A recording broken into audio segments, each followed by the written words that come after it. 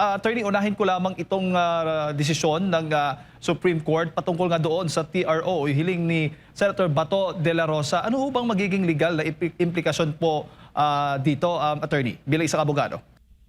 Yung dinecide lang nila ay i-deny lang yung TRO pero hindi pa sila nag-decide sa merits ng case. Ibig sabihin, sabi nila, wait, minamadali nyo kami. Since siguro naisip nila, since nakawala naman na si Bato, hindi po na kami magde-decide about sa TRO. Hindi nyo pa naman kaya isilbi ngayon or iserve yung warrant ngayon eh. So in the meantime, we will take our time and then saka namin titirahin yung merits. So yun pa lang lumalabas ngayon. Sabi nila, i-announce nila yung kanilang reasoning about sa denial ng TRO in the following days.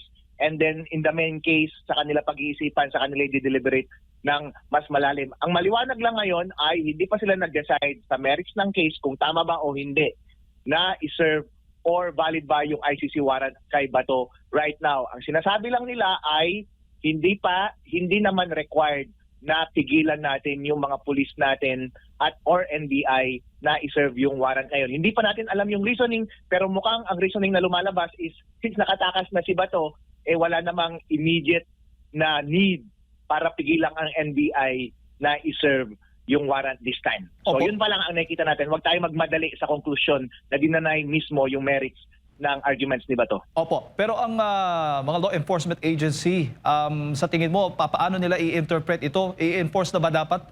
Valid na ba? Ibig sabihin, valid na yung warrant na isinalbi nila laban kay Senator Bato? Yan yung precisely na question na nasa Supreme Court ngayon. Valid ba o hindi? On the one hand, sabi ng NBI, valid.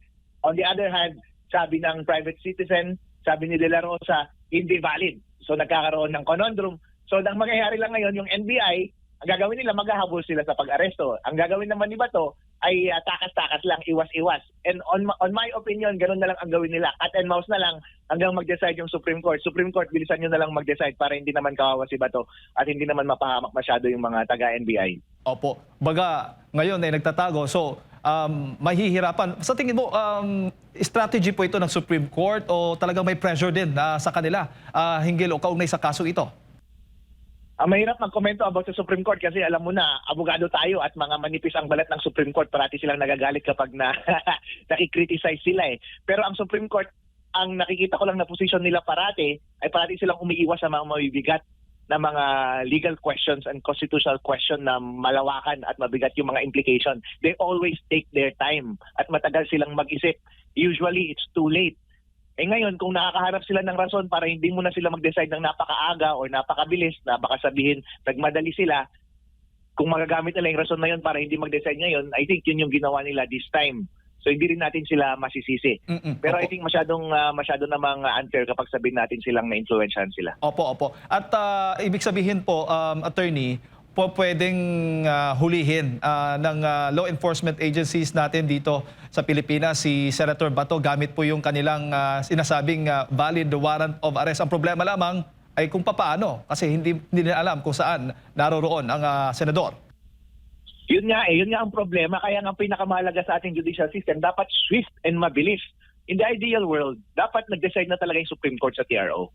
Kasi yun nga, on the one hand, gustong mag-aresto, on the other hand, ayaw magpa-aresto. Tapos ngayon, kapag nahuli, magiging moot and academic na tuloy yung TRO. So, dapat talaga mabilis para hindi magkaroon ng window na in limbo yung freedom and constitutional rights ng isang tao. Kaya dapat napakabilis ng Supreme Court. Pero in the meantime, since hindi naman ganun ka-efficient ang ating Supreme Court, ang suggestion ko kay Bato, galingan mo na lang magtago, big boy, at magpatubo ka ng buhok para hindi ka masyadong makilala.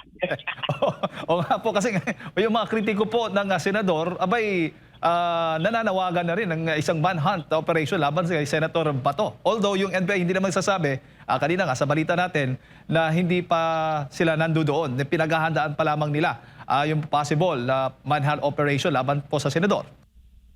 Oo, tama yan. Kasi napakaganda naman kasi ng reasoning ni Bato side. Kasi ang reasoning niya is, nakalagay naman talaga sa law statute na sa pag-effect ng warrant, dapat sundin mo yung local procedures, local judicial procedures ng state, ng enforcing state. So ano yung nakalagay sa local procedures natin? No one shall be deprived of right of liberty, diba, without due process of law. Basic right yan ng isang tao. kahit ikaw nga ay Pilipino, kahit nga may desisyon sa ibang bansa, kailangan pa rin dumaan sa korte. Kapag may mga legal processes galing sa foreign court, kailangan dumaan sa korte. Bakit? Ano yung pinaka-basic mo na i-check? Authentic ba yan?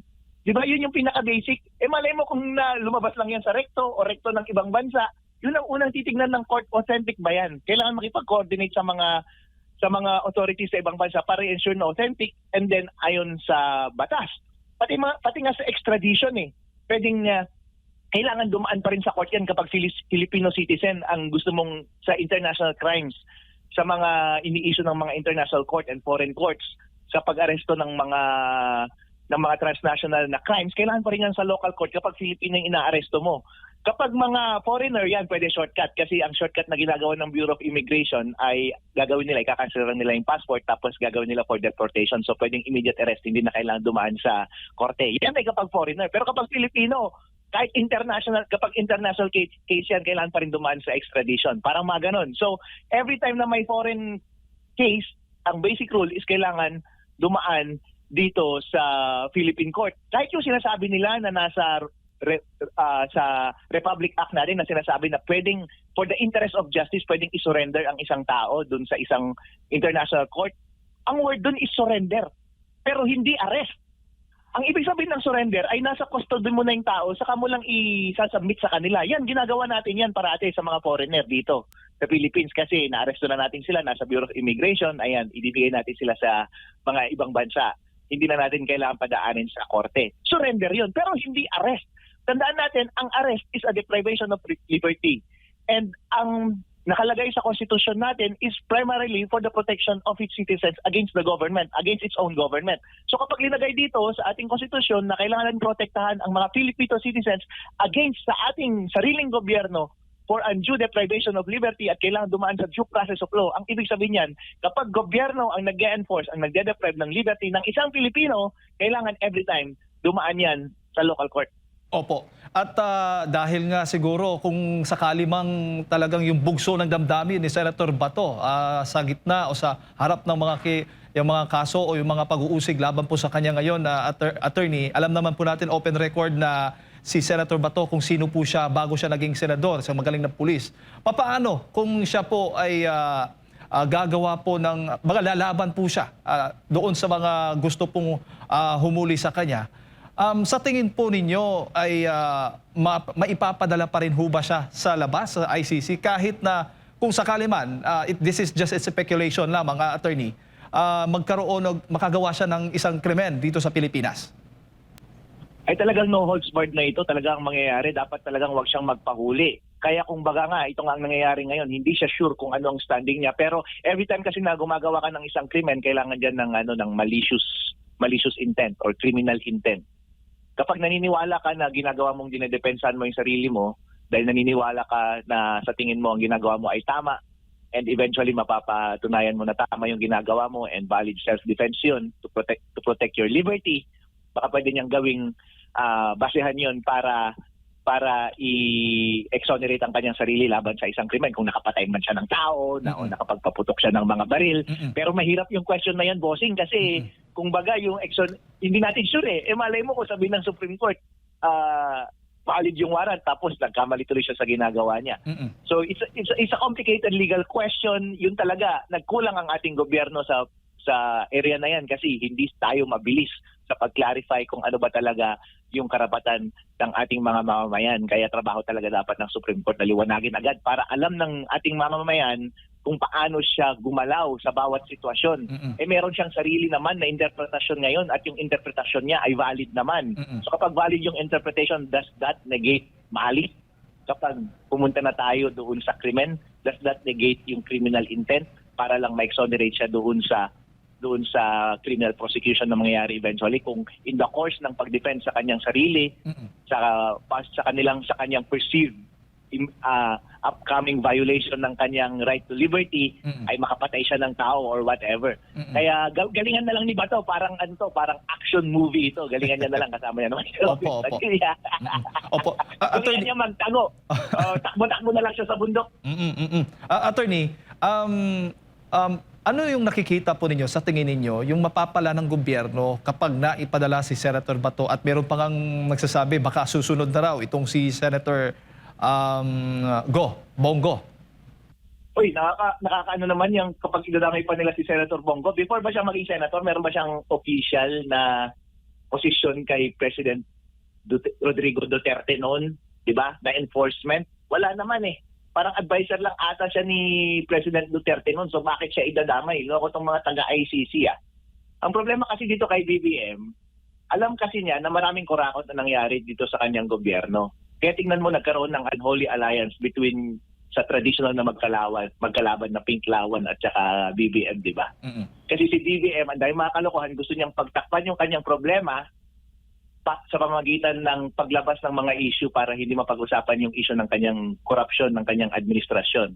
Kaya ginamit niya yung mga Pinklawan ngayon at mga kakaliwa para yung narrative nila ang i-push. Itong mga narrative naman ng mga mokong na ito ay wala naman ng iba kundi paghihiganti at paglabas ng kanilang mga galit. Itong laban sa administrasyon ng Duterte, akala mo ang banal-banal nila sa kanilang pagka-desperado at obsessive sa pagpapabagsak kay VP Sara Duterte kung ano-ano na ang ginagawa kahit illegal. Nag-iimbento sila ng witness tulad ni Madriaga. Nag-iimbento sila kung ano-anong mga illegal ang kanilang mga ginagawa para lang makapag-gather ng evidence na wala namang kwenta. Pinipilit nila yung mga kaso na hindi naman tama. Mali-mali yung mga procedure ng pagka-aresto. Wala naman silang maisasalang na kanilang manok na maging champion ng kanilang cause. Para lang silang mga party poopers na mga killjoy sa maayos na pamalakad ng ating politika at sa totoong nais ng taong bayan. Kasi kung isipin natin, ang taong bayan, ang tatanungin mo, ano ba talaga ang gusto nila? Ang gusto nila ay mapanagot lahat ng pagnanakaw sa administrasyon ni BBM at huwag nilang i-impugn yung democratic process na mangyayari sa 2028. So pabayaan ninyong tumakbo si VP Sara Duterte kasi siya yung gusto namin na maging presidente ng Pilipinas. Yun lang naman eh. Yun yung ating fundamental and largely na broad question na dapat sagutin ng taong bayan. Kaso nga lang, itong Pinklawan, kailangan maging relevant parati, mga taga-kaliwa. Puro irrelevant. Obsolete na nga lang yung inyong political philosophy. Gusto niyo pa rin maging relevant. Nanggugulo kayo parati. Nag-i-invent, tapos napakapangit ng methods ninyo para manila ng kalaban. Nag-i-invento ng mga witness, nag-i-invento ng mga ebidensya, at pinaflout ninyo lahat ng mga legal procedures para lang magawa ang inyong gusto, para kayong mga petulant children na parating papansin na nanggugulo lang parati ng ating bansa. Ito naman si BBM nagpapagamit para lang hindi mapansin ang kanyang kalokohan. So ang kawawa ay yung mga pinaghihigantihan nila na mga past administration at ayaw na rin nilang maging na mamuno ulit ng ating bansa sa susunod kasi alam nila na natuwa ang taong bayan sa mga ginawang mabuti noon ng mga kinakalaban nilang politiko at sila pa rin ang gusto nilang mamuno sa susunod sa 2028 kaya gusto nilang parating manggulo hanggang ngayon. Opo. Attorney, speaking of impeachment at itong mga kaso laban po sa mga senador, kinakasuhan po sila.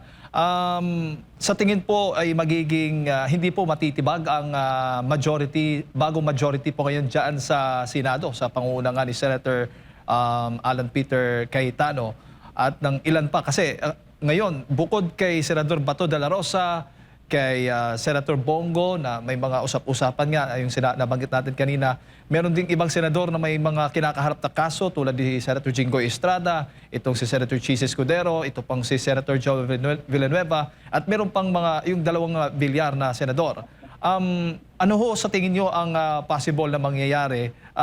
Magiging solid pa rin ba yung boto ng majority or magiging mas marami po o magkakaroon po ng maraming boto sa conviction or acquittal dito sa impeachment case ni VP Sara Duterte?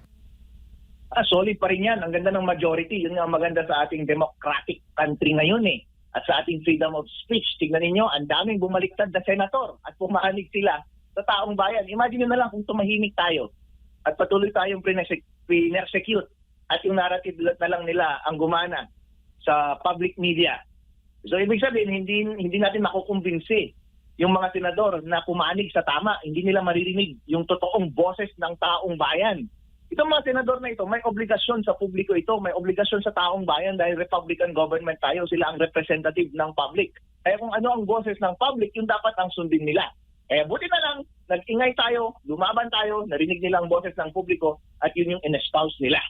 Kaya sila na yung majority na ngayon at kampi natin sila ngayon sa majority. For as long as parati tayo nag-iingay, parati tayong lumalaban, parati natin ina-articulate ng maayos na tayo ay nasa panig ng tama, sila ay papanig sa atin, ang majority, dahil ang taong bayan ay parating nasa tama. Ngayon, iniipit nila yung ating mga kakampi doon.